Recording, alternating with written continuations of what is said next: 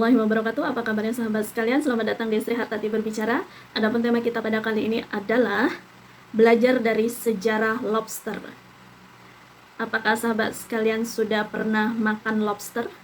Atau minimal sudah pernah melihat lobster secara nyata?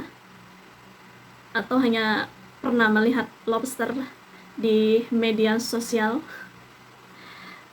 Ya, saya kalau lihat lobster yang ternyata lobster ini juga kan macam-macam. Kalau yang di Amerika itu ada lobster itu namanya tuh memang besar sekali dan harganya sangat mahal ya. Cuman ada lobster yang ukurannya lebih kecil. Kalau yang lobster ukurannya lebih kecil pernah saya lihat. Namun kalau yang ukurannya besar itu saya lihatnya di media sosial, di YouTube ya. Jadi mengapa belajar dari sejarah lobster? Ya, konon kabarnya ini saya terinspirasi dari kontennya Detektif Aldo ya. Di kontennya Detektif Aldo itu di mana lobster ini ternyata dulu merupakan makanan untuk buruh ya, untuk orang susah. Karena lobster ini dulu itu berlimpah, jadi dijadikan makanan untuk kaum miskin, kaum buruh.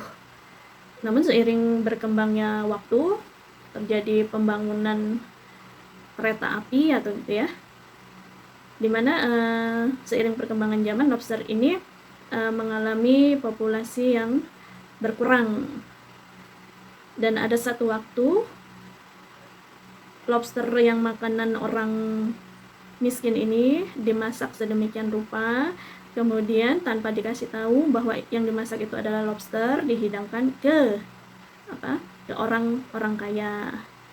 Saat sudah dimasak sedemikian rupa, dihidangkan di hadapan orang-orang kaya itu, dan ternyata mereka menyukainya dan mereka baru tahu bahwa itulah rasanya lobster.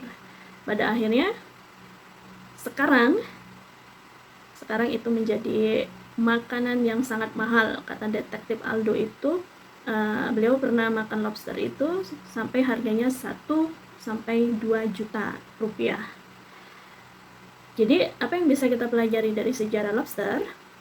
Jadi dia dari sesuatu hal yang dianggap sampah kemudian menjadi mewah. Apa yang membuatnya dari dianggap sampah menjadi mewah? Ya, karena dimasak sedemikian rupa tentunya. Kalau pada saat itu lobster itu dalam bentuk lobster kemudian disajikan, ya tentu tidak mau dimakan oleh para orang kaya.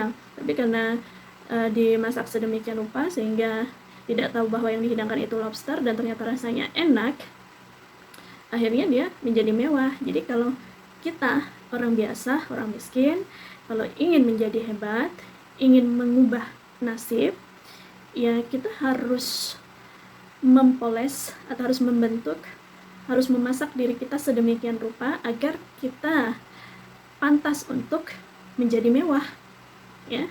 Jangan kita tidak mau berusaha, kemudian jangan kita ini sampah tapi kita mengupat ya. Kita sudah sampah, kita mengupat, tidak mau memperbaiki diri, atau bahkan kita meratapi diri, menyalahkan Tuhan, menyalahkan orang lain, menyalahkan lingkungan.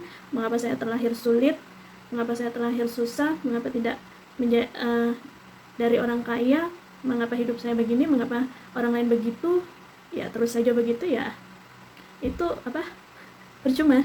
Jadi kalau kita orang biasa, kita ingin mengubah hidup menjadi luar biasa atau mewah, ya kita harus melakukan perbaikan di beberapa hal sehingga kita dinyatakan layak itu dari situ kita bisa mengambil pelajaran. Kemudian pelajarannya di situ kan ada juga karena populasinya. Jadi memang walaupunlah emas, berlian, permata, kalau misalnya mereka itu jumlahnya banyak seperti bisa diproduksi seperti batu bata, tentunya ya tidak mewah. Mewah itu memang identik dengan populasi yang sedikit. Dia dinyatakan mewah ya karena sedikit. Kalau sudah bisa ditemui dimanapun ya tentunya tidak mewah lagi. Sama kayak misalnya kita wanita ya, Kalau di apa, di mana-mana hadir, selalu ada, ngerumpi sana, ngerumpi sini, gosip sana, gosip sini, ya kita tidak mewah gitu. Mewah itu karena kita hadir di forum-forum yang tepat gitu. Jadi ini ya, kualitas ya, bukan di kuantitas. Jadi mari kita intinya ya di kualitas. Untuk bisa menjadi mewah itu kualitas. Kita ubah diri kita untuk lebih berkualitas, baik secara intelektual, emosional maupun spiritual gitu. Kalau hanya intelektualnya saja, hanya otak kita saja yang diperbaiki, kita menjadi pintar, namun emosi kita tidak stabil, itu juga kan nggak bisa gitu. Kita pintar, emosi kita stabil, tapi kita secara spiritual kita jauh, itu cahayanya juga masih redup gitu. Yang bikin terang itu kan cahaya spiritualnya itu yang bikin membuat stabil ya. Jadi kata Buya Shakur itu, orang cantik tapi tidak pintar itu juga kurang menarik, nggak lucu gitu ya. Dia cantik tapi dia nggak pintar, dia cantik, dia pintar tapi dia nggak baik, ya juga masih masih biasa. Jadi yang mewah itu adalah dia pintar, dia cantik, dan dia juga baik ya. Memang tidak mudah, tapi bukan berarti tidak bisa. Kita semua berproses, kita semua bisa berproses untuk sampai menjadi mewah, berharga ya. Terus apa lagi yang bisa diambil dari sejarah lobster ini? Saya rasa dua hal itu saja dulu. Terima kasih sudah menyimak.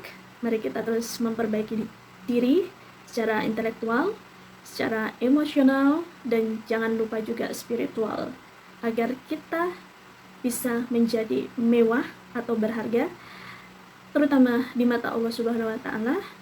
Dan alhamdulillah jika memang itu bisa diterima alam semesta ya.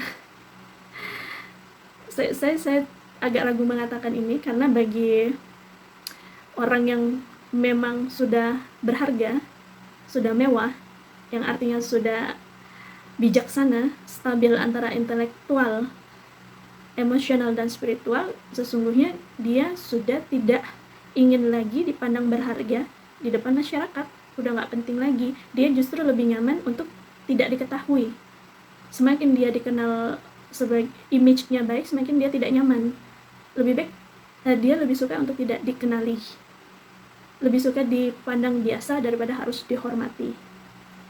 Kalau orang sudah pada tingkatan itu, pada tingkatan mewah atau bijaksana, itu udah lillahi ta'ala, hubungannya sudah ke Tuhan gitu.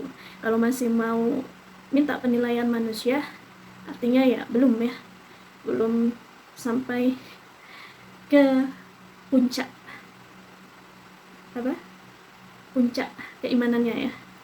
Oke, terima kasih sudah menyimak. Mari sama-sama berproses untuk menjadi lebih baik. Wassalamualaikum warahmatullahi wabarakatuh.